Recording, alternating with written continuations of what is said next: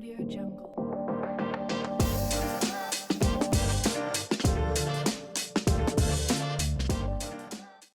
Hi everyone and welcome to our business podcast.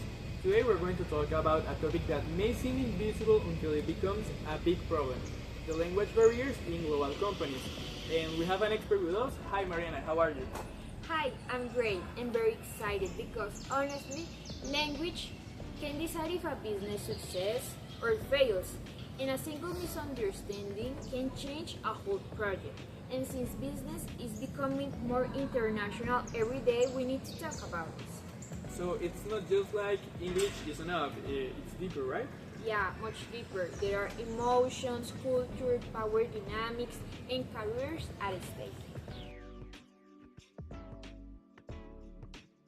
Intercultural communications means more than translating words. According to Hofstede from 2010, culture defines how we communicate, if we speak directly or indirectly, how we show respect, and what silence means. That's why I bring some simple examples.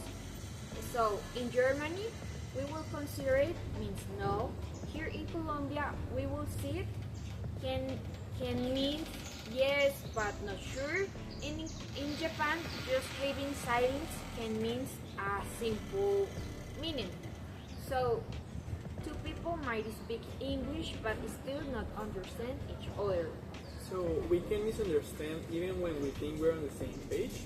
Exactly, that's why managers need to understand culture, not only language. Most multinational companies adopt English as their corporative language, but not everyone has the same level, and that creates hierarchies. That's why people might stay quiet at meetings, have less ideas, feel insecure, or less intelligence. But not because they are bad at their job, it's because they are speaking in a second language. That's unfair. Talent shouldn't depend on accent. Totally agree.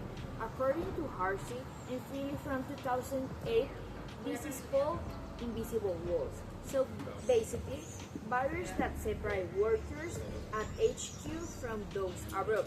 They don't come from skills, but from who can speak the dominant language better, and that limits basically innovation.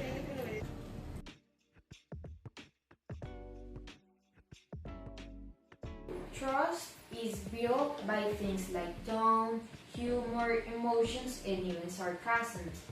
But when we are in a second language, those are the things that we lose first. So when that happens, people feel very like distance. So language affects how close we feel to others at work? Exactly. And according to Tensor, Puldeco, and Harsing from 2014, language barriers can increase social anxiety, misunderstandings, and social distance. For example, imagine a Brazilian worker making a joke in English and no one understands his humor. So he thinks, I better never speak again. And the rest may think, oh no, like he's really not really friendly. Wow, the same situation but two different interpretations, right? Right, and that tiny moment can create a really big consequence because if the trust disappears, the teamwork also will disappear. What about leadership? Do leaders face these problems too? Absolutely. A global leader needs to adapt communication as a chameleon. The same message may be seen differently, taking into account the culture. For example, here in Latin America, warmness is the same as trust. In Northern Europe, directness is the same as professionalism, and in Asia, harmony is the same as respect. So, even a simple "don't worry" can be sound like you're not taking this seriously. So speaking two languages isn't enough, right? Exactly. Leaders need cultural and linguistic intelligence for this type of negotiations because if we are doing like a trade, the negotiation can fail just because someone misread the tone. So now I want to ask you, How do we reduce these problems in the real world? Companies can do a lot. They can offer a language training, especially for leaders. Also, they can speak slower for those who are learning. We can avoid using difficult idioms. We can also give everyone chances to speak in meetings and celebrate different accents as part of identity and ask questions to check meaning kindly. When people feel safe speaking, creativity and new ideas can come out more easily. A multilingual workplace should be a superpower and not a weakness. I love that diversity becomes innovation, right? Exactly. This all sounds very real, but could you share a practical example from a real company? Of course, let's take the well-known global brand IKEA. Do you know about it? Yeah, like the one from Old Plaza, right? Yeah, that one. This one have stores in many different countries. So they discovered that they have some products that have confusing or even funny names in other languages.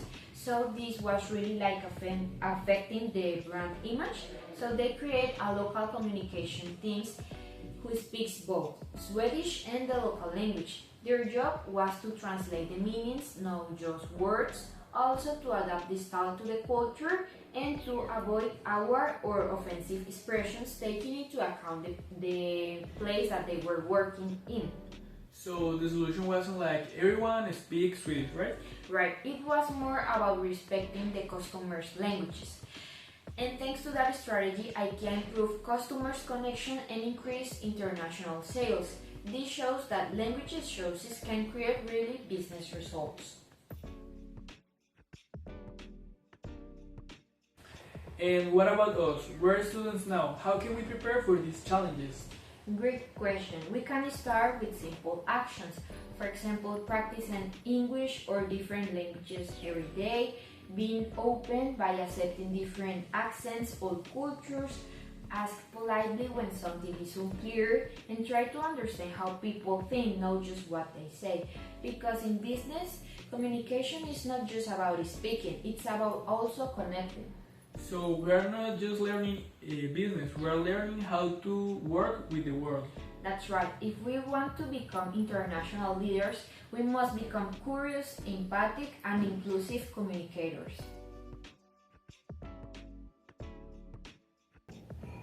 Before we finish, what does this topic mean to you personally? For me, learning a new language is more than grammar or vocabulary. It teaches you empathy, patience, and humility. As a future business leader, I want to give everyone a voice, not only those who speak perfect English. Language is more than just a tool. It's the bridge that connects different perspectives and creates the real teamwork. Perfectly said, Mariana, and thank you for sharing all this. Thank you, and thanks to everyone that are listening this right now. So let's break all those language barriers.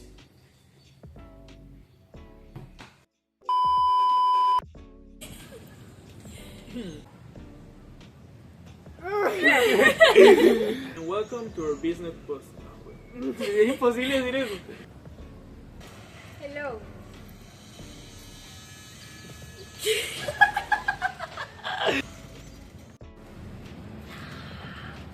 No, no me mires que me da mucha risa. Sí, ya me di cuenta. No. Mouse moving. Pero acordate, actualo. So... No. Esto me sale en una sola toma. ¿Sí? A mí. No, era mentira. If trust disappears, teamwork disappears. Very distant. No. So... No. Ay, ¿se están grabando? Sí. Ay, perdón.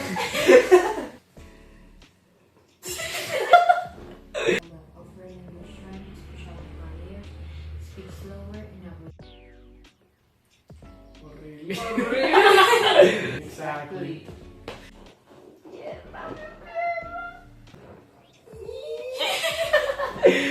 No, no está bien. Estás grabando para. Bueno, ahora sí. Ah.